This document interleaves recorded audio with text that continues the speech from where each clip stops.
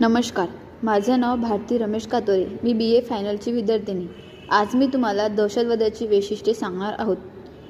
दहशतवादाला इंग्रजीमध्ये टेररिझम असे म्हणतात आणि मराठीमध्ये दहशतवाद असे म्हणतात.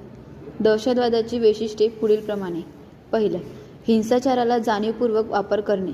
दहशतवादामध्ये आपल्या प्रश्नाकडे सर्वांचे लक्ष वेधण्यासाठी हिंसाचाराचा जाणीवपूर्वक पद्धतशीरपणे वापर केला जातो. त्याशिवाय प्रश्नाचे गांभीर्य सरकारप्रमाणे सामान्य जनतेलाही कळावे हा उद्देश असतो. दुसरं, दहशतवादाचे दबावतंत्र निर्माण करणे.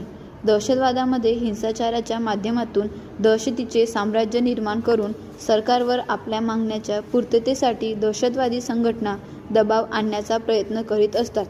नंबर 3, प्रसिद्धीला महत्त्व देणे. दहशतवादामध्ये आपल्या मागण्या प्रश्नांना प्रसिद्धी मिळवून देण्यासाठी दहशतवादी संघटना प्रयत्न करतात. आपल्या मागण्याकडे देशांतर्गत